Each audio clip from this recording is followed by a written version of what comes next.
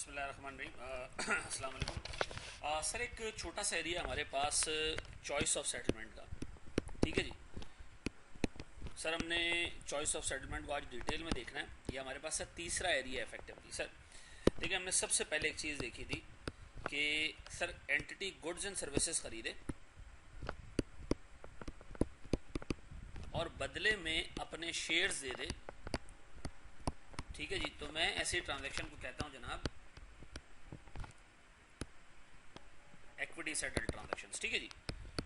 और सर अगर goods and services के बदले में मैं कैश दूं, यानी एंटिटी कैश दे जिसकी अमाउंट डिपेंड करती हो जिसकी अमाउंट शेयर प्राइस के ऊपर, तो मैं ऐसी ट्रांजैक्शन को कहूँगा जनाब कैश सेटल्ड, ठीक है जी। ये कैश सेटल्ड हो गया। सर हमारे पास जो थर्ड केस है उसके अंदर ये होता है कि सर जब गुड्स एंड सर्विसेज ली जाती हैं तो बदले में हम ये करते हैं कि यार या तो कैश ले लो से 20,000 शेयर्स के बराबर अल्हम्दुलिल्लाह, या शेयर्स ले लो आप से 18,000, या आप सर शेयर्स ले लो या 20,000 शेयर्स के बराबर का कैश ले लो, ठीक है जी। अब सर यहाँ अपना दोनों ऑप्शन सामने रखते हो, दोनों ऑप्शन अवेलेबल होते हैं, ठीक है जी। अब सर दोनों ऑप्शन में से किसी एक पे डील सेटल होती है, ठीक है जी, एग्जीक्यूट हो जाती है, तो मैं कहता हूँ जनाब this is called a choice of settlement, ठीक है जी। ये चॉइस किसके पास होती है सर? ये चॉइस जो है वो चॉइस ऑफ सेटलमेंट एंटिटी के पास भी हो सकती है। कंपनी की मर्जी कि वो 20,000 शेयर्स के बराबर का कैश दे या 18,000 शेयर दे, दोनों पता होते हैं सामने वाली पार्टी को, डिसाइड करनी करती है कि उसने क्या करना है, ठीक है जी। फिर choice of settlement sir counter party के पास भी हो सकता है। काउंटर पार्टी का मतलब ये सर, आप एक बंदे को गुड्स बेचो और उससे बंदे से गुड्स खरीदो और बदले में आप उसको ये कहो कि यार या तो शेयर्स ले लो 18,000 या कैश ले लो जनाब 20,000 शेयर्स के बराबर का, और डिसाइड उसने करना हो कि कैश चाहिए शेयर्स चाहिए, तो मैं कहूँगा जनाब choice of settlement counter party के पास है। सर अगर कंपनी ने डिसाइड करना है कि उसने कैश देना है शेयर्स देना है, तो मैं कहूँगा चॉइस ऑफ सेटलमेंट कंपनी के पास है। तो दोनों पॉसिबिलिटीज़ हैं, ठीक है जी। चॉइस ऑफ सेटलमेंट कंपनी के पास भी हो सकता है, काउंटर पार्टी के पास भी हो सकता है। कुछ केसेस के अंदर सिर्फ और सिर्फ शेयर्स में सेटल होगा तो मैं इक्विटी सेटल ट्रांजैक्शन कहूँगा उसको। कुछ केसेस के अंदर खाली कैश पे होगा, मैं उसको कैश सेटल कहूँगा। कुछ के अंदर सर ऑप्शन होगा, ऑप्शन सर एक्सरसाइज कर सकती है या कंपनी या काउंटर पार्टी, मैं ऐसे को कहूँगा सर चॉइस ऑफ सेटलमेंट, ठीक है जी। अब इसके अंदर इफेक्टिवली हमारे पास सर दो केसेस बन जाते हैं, ठीक है जी। मैं सबसे पहले केस को लेकर चल रहा हूँ जनाब जब हमारे काउंटर पार्टी के पास चॉइस ऑफ सेटलमेंट, ठीक है जी।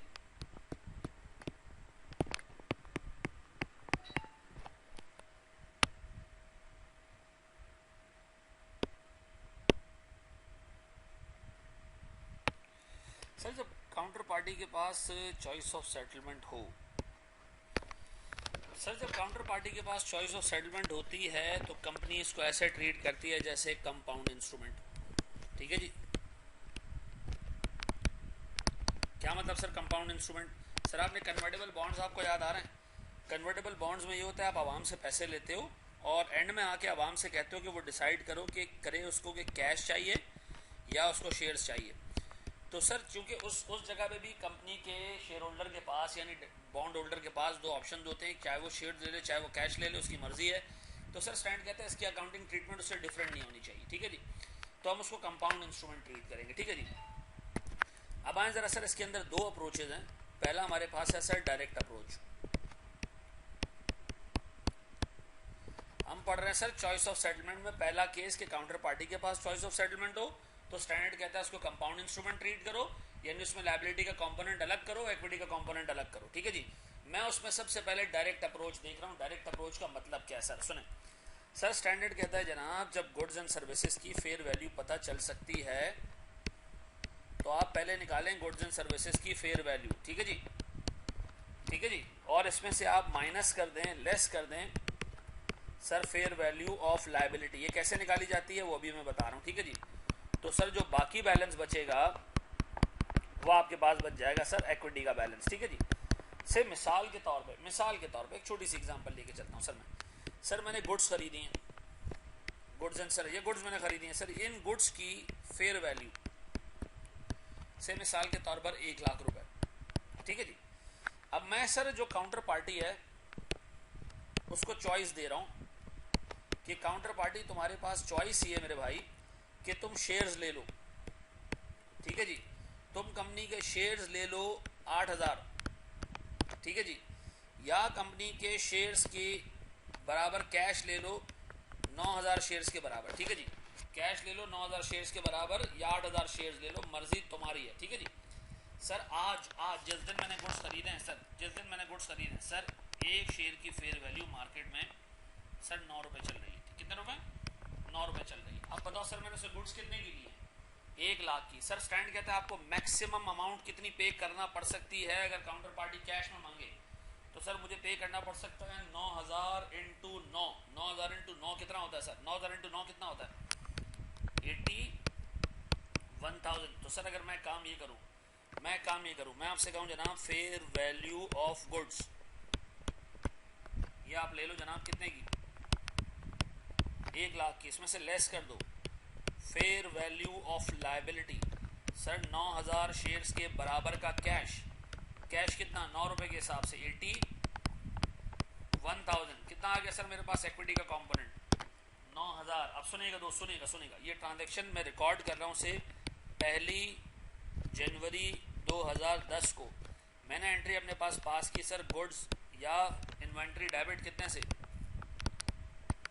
1 लाख से। सर मेरे पास फाइनेंशियल लायबिलिटी कितने से? सर 81,000 से। फिर सर मेरे पास इक्विटी क्रेडिट कितने से? ये 19 है, सॉरी 19,000 से। डन हो गया। अब बताओ सर ये ट्रांजैक्शन जाके सेटल हुई से 31 जनवरी को। 31 जनवरी को जब ये ट्रांजैक्शन सेटल हुई तो और जो सुनना, उस वक्त एक शेयर की फेयर वैल्यू सर 9 रुपये 60 पैसे हो चुकी थी। अब बताओ सर स्टैंडर्ड आपको कह रहा है अपनी लायबिलिटी को आपने रीवैल्यू करना है, तो अगर मैं लायबिलिटी को रीवैल्यू करने जाऊं तो बताओ सर मैं अपने पास पीएनएल डेबिट करूंगा लॉस कितने से? सर 60 पैसे का एक शेयर महंगा हो गया सर। 9,000 शेयर्स कितना आता सर? ये 5,400।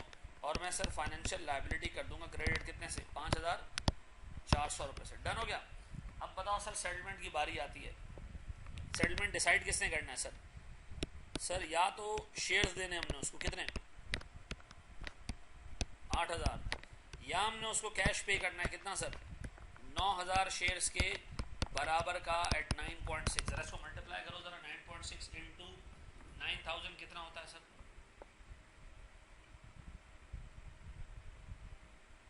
बाबा सही 9.6 इंटू 9,000 सर ये आता है मेरे पास 86,400। ठीक है जी। या वो आपसे ये ले लेगा सर या आपसे शेयर्स मांगेगा। केस ए, वो कहता है नहीं मुझे मेरे पैसे चाहिए, मैं लानत बेचता हूँ आपके शेयर्स के ऊपर, मुझे मेरे पैसे चाहिए। ठीक है जी। तो बताओ हम उसको किस में सेटल कर रहे हैं? Settled in cash. क्या करूं बताओ मैं? एंट्री क्या पास करूं सर? सर आप एंट्री पास करें फाइनेंशियल लायबिलिटी डेबिट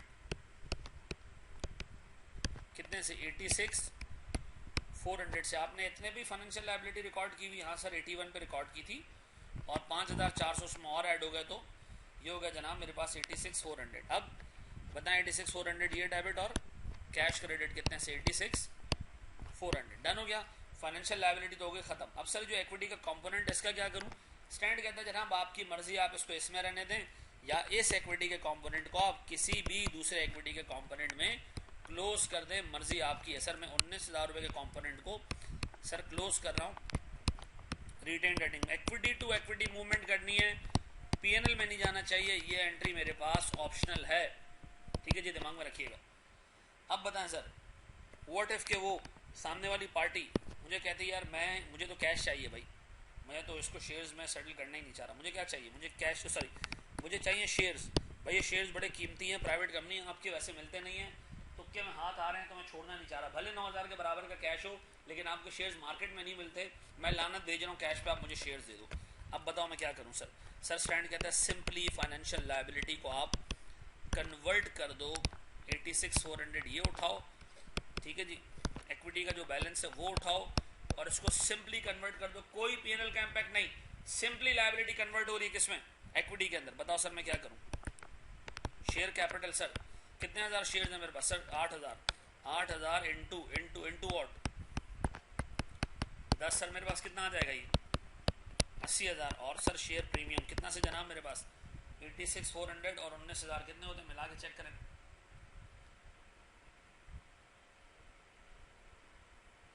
1,05,000 माइनस